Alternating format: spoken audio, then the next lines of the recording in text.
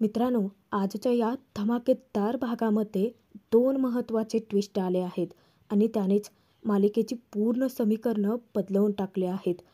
अमृताला फाट्यावर मारून यशने कावेरीसोबत स्वतःचा संगीत सोहळा गाजवलाय आणि सोबतच कावेरीने त्या माणसासोबत अमृताची व्हिडिओ शूट करून मोहितच्या मदतीने त्या माणसाला पकडलं आणि अमृताचा खेळ कायमचाच खल्लास केलाय. हळदीच्या दिवशी यश कावेरीला मिठीत पाहून आता त्यांच्या प्रेमाचं सत्य यमुनाला समजले. आता लग्नाच्या आधीच दोन दोन मोठे धमाके झालेत. म्हणजे कावेरीने अमृताचा खेळ संपवलाय आणि यश कावेरीच्या प्रेमाचं सत्य यमुनाला समजले. बघूयात तर हे दोन ट्विस्ट कसे घडतायत तेही आजच्या भागात. कोण होतीस तू, काय झालीस तू, मालिकेचा 18 सप्टेंबरचा भाग.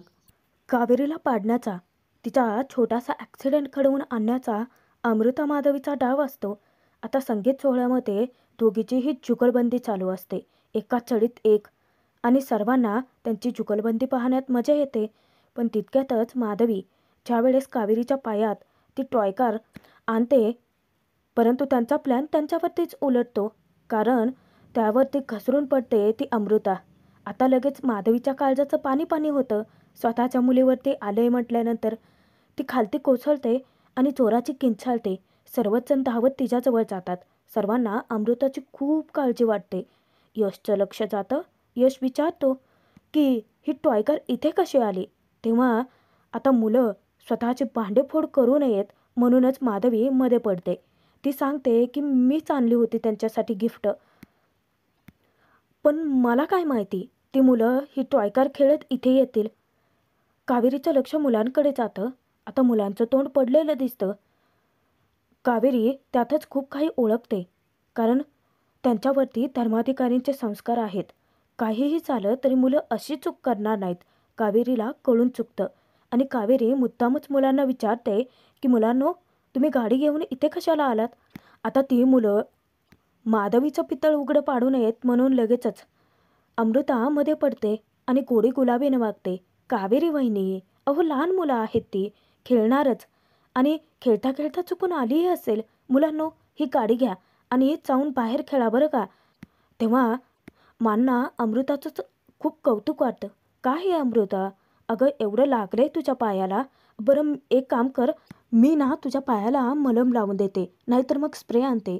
तेव्हा अमृता म्हणते की मावशी, हे बघ माझ्या पायाला इतकं काही झालेलं नाही आहे, उगाचच संगीत सोहळ्यात खोळंबा नको. परत मांना तिचं कौतुक वाटतं. काय हे अमृता, अगं एवढं लागलंय तुझ्या पायाला आणि तरीही तुला कार्यक्रमाची चिंता पडली.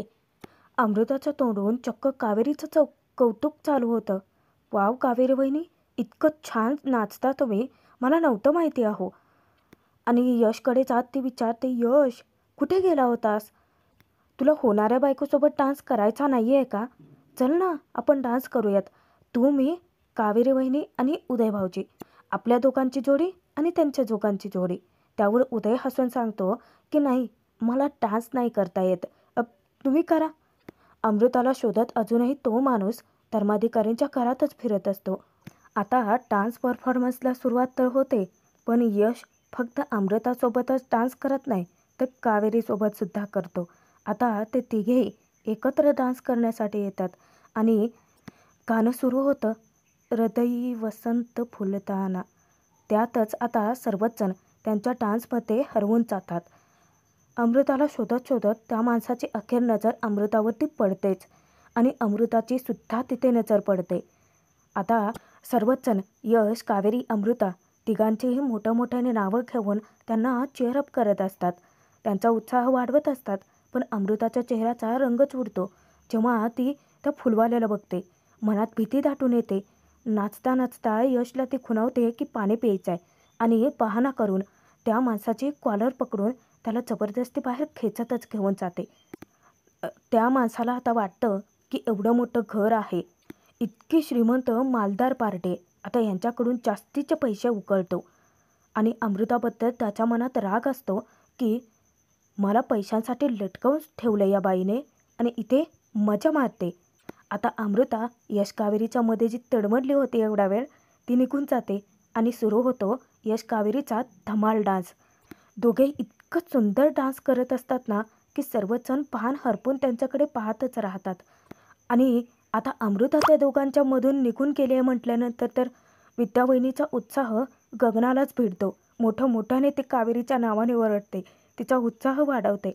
शेवटी तिची लाडकी जोडी डान्स परफॉर्मन्स सादर करते. बाहेर अमृता आता त्या माणसाला धमकावते, मूर्ख आहेस का रे तू? तुला काय वाटलं तू इथे येशील आणि ही श्रीमंती बघून तू यांना सगळ्यांना सगळं खरं सांगशील आणि मग ते तुला जास्तीचे पैसे देतील? अरे सगळ्यात आधी ना ती लोक तुला जेलमध्ये टाकतील. आता अमृताच्या धमक्यांना तो फुलवाला भीक घालत नाही, उलट तिला धमकावतो, तुम्ही माझ्या मागावरती पोलीस पाठवणार आणि तुम्हाला काय वाटतं मी तुमच्या विरोधात गप्प बसायचं? अजिबात नाही हा. आत्ताच जातो आणि घरात सगळं जाऊन खरं सांगतो. परत अमृता त्याचे कॉलर पकडून त्याला मागे खेचते. आता इकडे यश कावेरी यांच्यासोबत सगळेच जण धिंगाणा घालत असतात. सर्वच जण आनंदाने नाचत असतात. त्यावेळेस यश चक्क ढोल घेऊन येतो आणि कावेरीच्या कानात कुजबुजतो. हा ढोल काय सांगतोय माहिती आहे? कावेरी विचारते की काय? यश सांगतो, लग्न आपलंच होणार आहे. कावेरीला आता आनंद तर होतो, पण एक गोष्ट तिच्या लक्षात येते लगेच की या सगळ्यांच्या मध्ये अमृता नाही आहे. कुठे तडमडले? अमृताला असं अचानक गायब झाल्याचं पाहून कावेरीला संशय येतो आणि मग काय कावेरी त्याचा मागमूस लावते. तोचपर्यंत इकडे अमृता त्या फुलवाल्याला जास्तीची लालच दाखवते. हे बघ, मी तुला 5च्या ऐवजी 10 लाख रुपये देते. आता तो बोलतो आणि त्याला पैशांची भुरळ पडते. तो लगेच म्हणतो की 10 लाख रुपये. तेव्हा अमृता सांगते की हो, पण तू तुझं तोंड बंद ठेवायचं. आता तो खूप चालाक. अमृताने परत त्याला पैशांसाठी लटकवलं तर, म्हणूनच तो अमृताला लगेच धमकावतो. ठीक आहे, पैसे द्यायचे असतील तर आत्ताच द्या आणि तेही कॅशमध्ये. अमृता त्याच्यावरती चवताळते, डोक्यावर पडलास का रे तू? 10 लाख रुपये कॅश घरात कोण ठेवतं? आता तो ऐकून घेण्याच्या मनस्थितीतच नसतो. तो म्हणतो की मला काय माहीत नाही, पैसे मला हवेच आहेत, नाहीतर मी सगळ्यांना खरं जाऊन सांगतो. अमृताला शोधत नेमकी कावेरी तिथे पोहोचतेच आणि त्या दोघांचं बोलणं ते ऐकते. गुपचूप त्या दोघांचे फोटोज काढून घेते आणि त्याच वेळेस तो ब्लॅकमेलर जो आहे तो अमृताला चांगलंच अडकवतो. तो सांगतो की ठीक आहे, तुम्ही म्हणताय ना उद्यापर्यंत तुम्ही पैसे द्याल, मला उद्यापर्यंत पैसे हवेत, नाहीतर तुमची पोलीस कोठडी नक्की आहे, असं धमकावून तो निघून जातो. अमृताचं संकट अजून वाढलेलीच असतात. अमृताच्या विरोधातला महत्त्वाचा पुरावा घेऊन कावेरी घरात येते आणि तेव्हाच यशला ती खुणवते. यश सगळ्यांसोबत नाचत असतो. लगेच कावेरीजवळ जातो आणि विचारतो की काय झालं? तेव्हा कावेरी सांगते की यश, हा फोटो बघा. मला वाटतं की अमृता या माणसासोबत आता बाहेर बोलत होती, तोच ब्लॅकमेलर असावा. हा तोच आहे ज्याला तुम्ही आणि मोहित भाऊजी शोधताय. जेव्हा यश त्याचा चेहरा निरखून बघतो तेव्हा कुठे त्याच्या डोक्यात ट्यूब पेटते. कावेरीला तो सांगतो की अरे, हा तर तोच माणूस आहे जो माझ्या रूममध्ये शिरला होता आणि हाच जर का ब्लॅकमेलर असेल ना तर आता अमृताची सुटका नाही. मी पटकन हा फोटो मोहित जिजूंना पाठवतो. यशला मोहितचा लगेच मेसेज येतो की यश, काम चांगलं झालंय, म्हणजे आता या माणसाला शोधणं जास्तीचं कठीण नाही आहे. आता बघ, लग्नाच्या आधीच त्या अमृताचं सत्य आपण सर्वांसमोर आणू. तेव्हा यश कावेरीचं मिशन फत्ते होतं. त्यानंतर दुसऱ्या दिवशी आता हळद असते. मांनी हळद कुटायला घेतली. त्या अमृताला शिकवत असतात, सांगतात की ही बघ, ही हळद अशी कुटायची असते जेणेकरून ती लावली तर खरखर नाही लागणार. अमृता म्हणते की ते ना, मी कुटून देते. त्यावर आता परत मांना अमृताचं खूपच कौतुक वाटतं आणि त्या म्हणतात की काय हे अमृता, लग्न तुझं आणि हळदही तूच कुटणार का? तेव्हा अमृता म्हणते, मावशी त्यात काय एवढं? अमृताच्या खोट्या नाटकांमध्ये मा तर आंधळा विश्वास ठेवून फसलेलेच असतात. त्यानंतर मा म्हणतात की आता सगळी हळदीची तयारी झाली आहे, पण विद्याने दामन वगैरे तयार ठेवले का बघते, औक्षण करायला लागेलच ना. आणि मा जातात. आता ही अमृता स्वप्न रंगवते. यशची उष्टी हळद तिला लागणार आहे म्हणे. स्वप्नच बघतो. इतक्यातच माधवी तिथे येते. अमृताला सांगते की मी पैसे आणलेत, हे पैसे घे आणि जाऊन त्याला देऊन टाक. तेव्हा अमृता चिडते, आई अगं हळद आहे माझी आज, 1 मिनिट, मला ना हळद लागल्यानंतर ना मी नंतर जाऊन देते.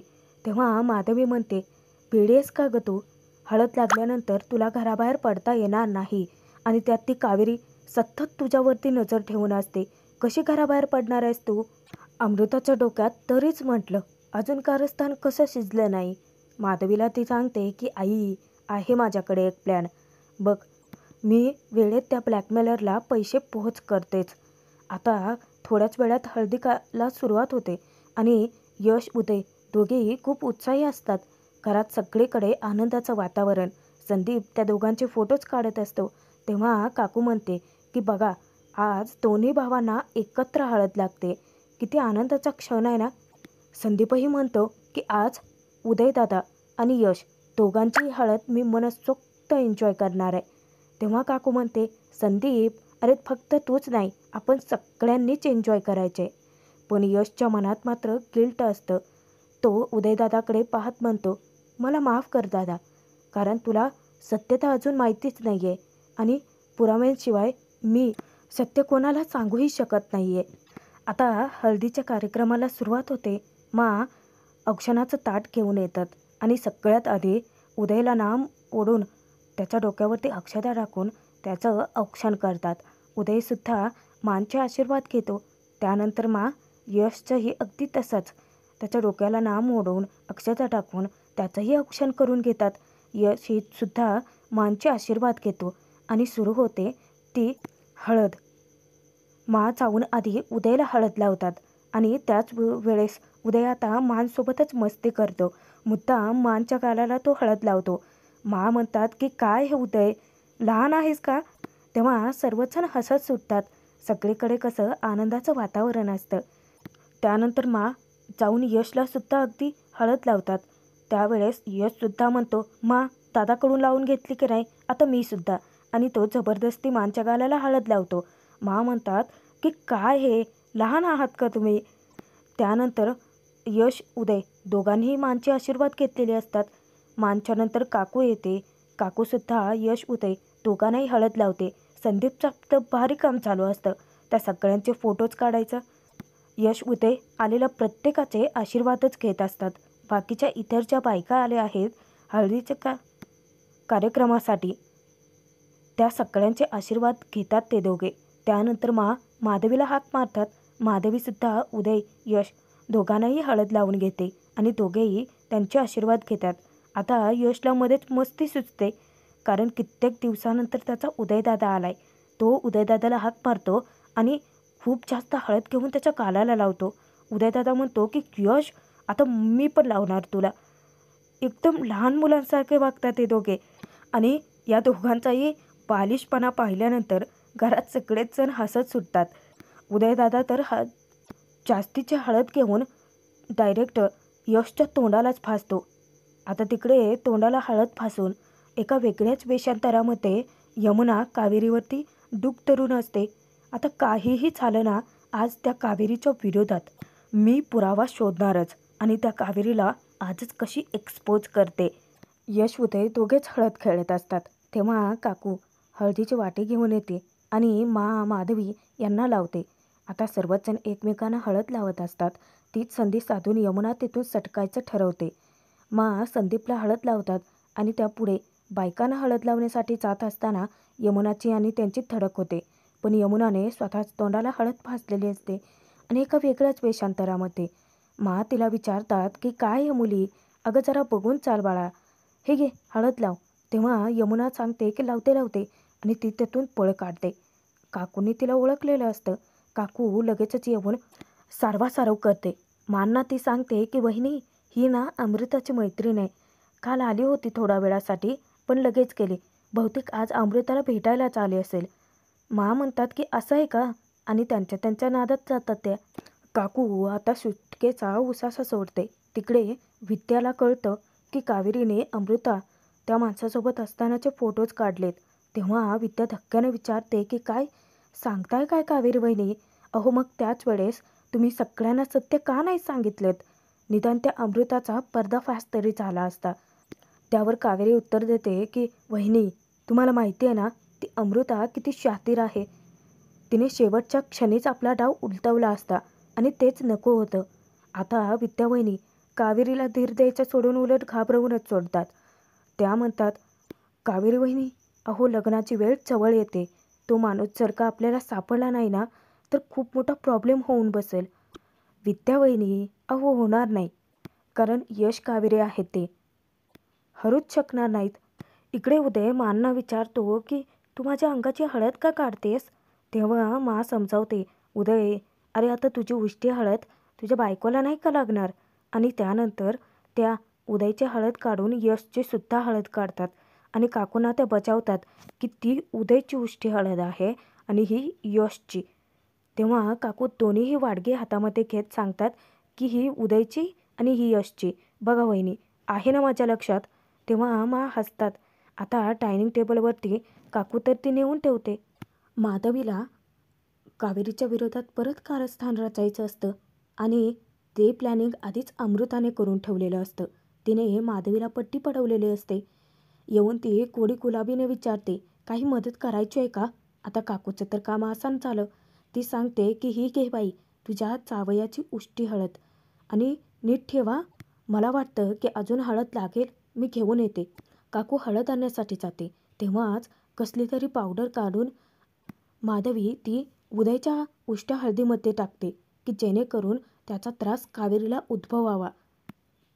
माधवी त्यामध्ये ती पावडर मिक्स तर करते आणि तो कागद तिकडेच फेकून देते. आता ती हळदीचा वाडगा हातामध्ये घेत म्हणते, एरवी हळदीने चेहरा उजळतो, पण कावेरी तुझा चेहरा लाल होणार.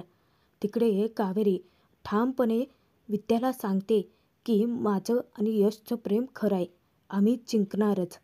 कावेरीचा आत्मविश्वास पाहून आता विद्यालाही पटतं. आजचा भाग इथेच संपतोय. पुढील भागात बघूयात. अमृता कावेरीच्या हळदीला सुरुवात होते तेव्हा कावेरीला खूपच वाईट वाटतं. कारण अमृताची आई माधवी तिला हळद लावत असते. तिच्या मनात नकळत विचार येऊन जातो की आज माझी आई असती तर तिने अशीच मला हळद लावली असती. तेव्हा ते कर्तव्य मा पूर्ण करतात कावेरीची आई बनून. सगळ्यांसमोर सांगतात की कावेरीला हळद मी लावणार आणि स्वतःच्या हाताने त्या हळदही लावतात. आता अमृता कावेरीच्या रूममध्ये यमुना कावेरीच्या रूममध्ये पुरावा शोधण्यासाठी लपून बसलेली असते आणि तिच्यासमोर आता एका वेगळ्याच सत्याचा धमाका होतो. यश कावेरीला मिठी मारतो आणि त्याच वेळेस तो सांगतो की माझी उष्टी हळद फक्त कावेरीला लागणार, कारण कावेरी फक्त यशची आहे आणि यश फक्त कावेरीचा. आता या दोघांच्या प्रेमाचे सत्य यमुनाला समजले. आता ही यमुना पुढे काय धमाका करेल पाहणं मनोरंजकच ठरेल.